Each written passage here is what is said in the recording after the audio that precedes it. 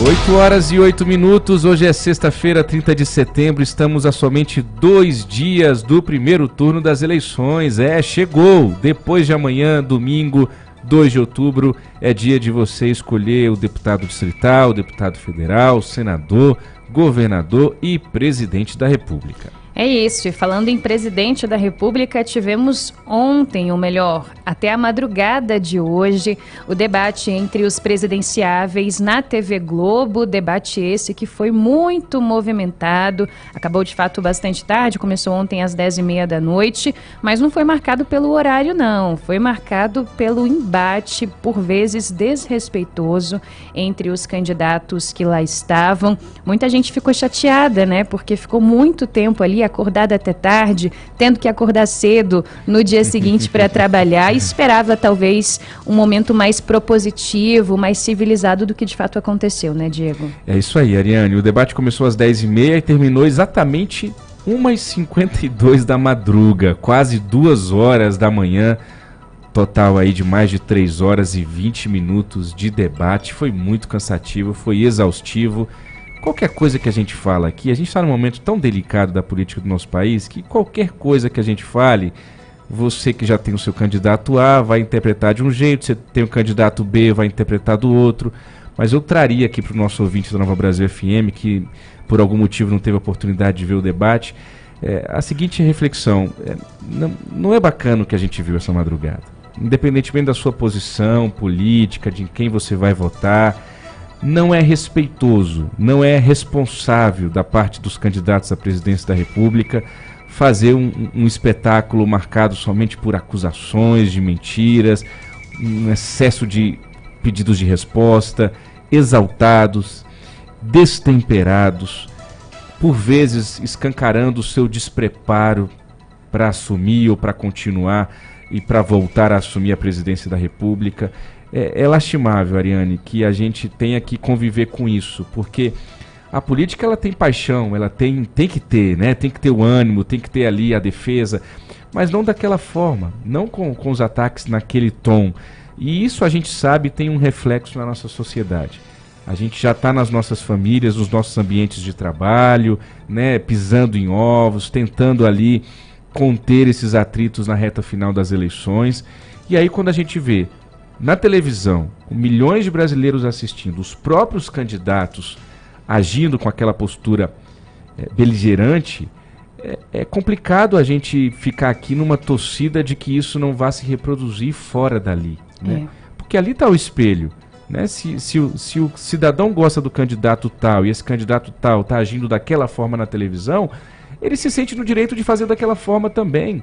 E aí é complicado porque na política todo mundo ali tinha a sua razão. Todo mundo tinha a sua razão. Quando o Bolsonaro falava, tinha a sua razão. Quando o Lula falava, tinha a sua razão. Quando os outros candidatos falavam, tinha a sua razão. É política. É para apontar o defeito do outro. É para colocar o dedo na cara do outro. Então, fica nessa situação em que a gente vai se justificando. É isso que eu estou querendo dizer. A gente vai se justificando, sabe, Ariane, para mostrar que esse nosso destemperamento tem uma razão de ser, porque é contra um adversário que merece ser tratado assim. E esse raciocínio é muito perigoso, porque aí é assim que a gente vai escalando, e a gente tem visto, infelizmente, já nas últimas semanas, situações muito, muito, muito complicadas em relação à segurança, em relação à violência ligada à questão política. Eu só torço para que até domingo a gente tenha um pouco de consciência e de pé no chão e de bom senso, né?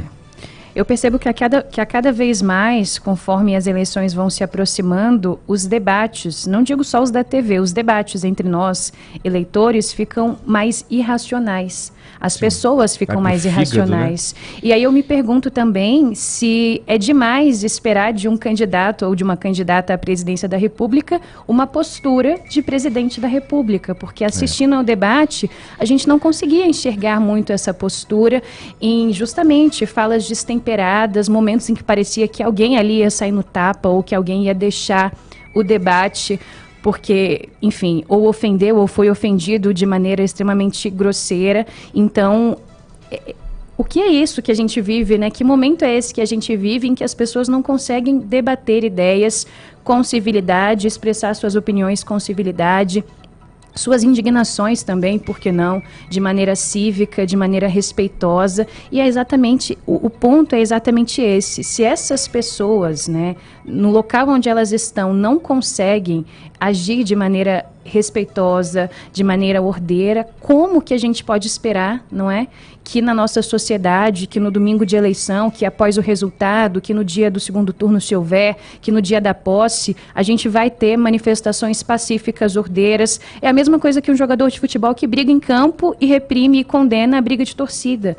Como que você pode, não é, querer dar um exemplo para o torcedor do seu clube, se no campo você sai no soco com o seu oponente? Não faz sentido. Então, isso machuca quem espera viver uma democracia e tempos respeitosos. É possível que a gente consiga debater e ter ideias diferentes e conviver em paz. É possível. Por que não? Né? É isso aí. Não é pedir demais, né, Não Ariane? é pedir demais. E a gente não pode perder essa indignação e essa capacidade de cobrar isso, porque mas ninguém tem sangue de barata, tô sendo provocado. Não, eles são candidatos a presidente da República. Eles precisam desse preparo. Precisam respirar fundo, precisam engolir seco, precisam ter minimamente uma postura. E de novo, todo mundo ali tem a sua razão quando vai pro discurso do conteúdo, né? Friso isso porque, mais uma vez, a gente não pode cair na tentação de assim, o outro merece esse tipo de atitude, né? Porque o outro é meu adversário, porque o outro fez aquilo e aquilo outro. Uhum. Se a gente for justificar, então vale tudo. Então esquece qualquer civilidade, esquece qualquer regra de boa convivência e vamos então pra rua, todo mundo, pro vale tudo. E aí é eleição, então é isso mesmo, então vamos, é isso. Não vai dar certo, é claro que eu tô fazendo uma provocação, não vamos coisa alguma, não é isso. Não é isso, então é lastimável. E aí a gente vai transformando a política, Ariane, numa grande teatralidade. Num grande circo. Num grande circo. E aí as falas viram memes em tempo real, as pessoas riem, se divertem, ok, é essa forma do brasileiro de se alegrar com a sua própria desgraça, né? É até vista às vezes como uma característica positiva do brasileiro, rir da sua própria desgraça, mas a gente vai se acostumando a tratar a política dessa forma, né? E aí, gritos na janela, quem mora aqui no plano sabe que o debate foi assim. Lula falava, o pessoal ia pra janela gritar, Bolsonaro falava, o pessoal ia pra janela gritar, como se a gente estivesse vendo um jogo de futebol. De novo, faz parte da política. A paixão, o envolvimento, é por óbvio esperado que isso ocorra. Mas a gente precisa também encontrar esse nosso limite aí. A gente precisa fazer uma autoanálise, uma autocrítica. Sempre foi assim? Esse sentimento dentro da gente de rancor, de ódio, de raiva, de encarar o outro não como um oponente político, mas como alguém que tem que ser aniquilado. Aniquilado. Porque a outra pessoa não presta e eu presto, porque o meu candidato é o do bem e o outro é o do mal. O meu é o da paz e o outro é o do ódio. Enfim. Respiremos fundo que faltam 2 dias e façamos a nossa escolha, cada um com a sua consciência, com a sua responsabilidade. Cada um é livre para fazer essa escolha e a gente precisa ter um pouquinho de bom senso e pé no chão até domingo. E que não percamos a capacidade de refletir, de questionar, de criticar, até mesmo aqueles que a gente apoia, porque é assim que a gente vai evoluindo, crescendo e exigindo dessas pessoas também que querem nos representar, que também elas evoluam, cresçam, percebam, identifiquem seus erros, busquem melhorar, porque realmente, enfim, o que a gente precisa, e por isso o lamento, o que a gente precisava nessa quase véspera de eleição, era de fato olhar e falar, olha, é nessa pessoa que eu quero votar com todo orgulho, olha como ela me representa, olha como ela é racional, olha como ela é respeitosa, olha como ela tem uma postura digna. E não sei se é possível, ou se foi possível que algum eleitor, ou que boa parte dos eleitores pudesse ter tido esse olhar e terminar o debate com uma sensação de que orgulho, estou feliz, estou satisfeito. Exatamente, a gente vai ter um ou outro, Ariane, votando com esse sentimento.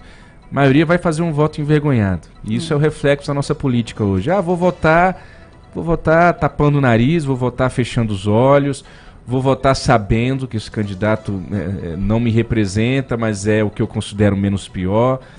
Enfim, é um voto que não é um voto ainda amadurecido, de uma democracia amadurecida. É um voto que a gente vai empurrando as coisas, sabe? É um país que há anos vai empurrando. Vamos empurrando. Deixa para outro momento o candidato ideal. Hoje eu vou votar com meu fígado novamente para não deixar que aquele outro ganhe, né? Não é um voto consciente de esse é o candidato que eu considero mais preparado para me representar no Palácio do Planalto. É o voto do se eu não fizer assim, talvez vai acontecer assim. A gente absorveu a estratégia e a conta política que os marqueteiros fazem, que os candidatos fazem, mas que não era para que nós fizéssemos também.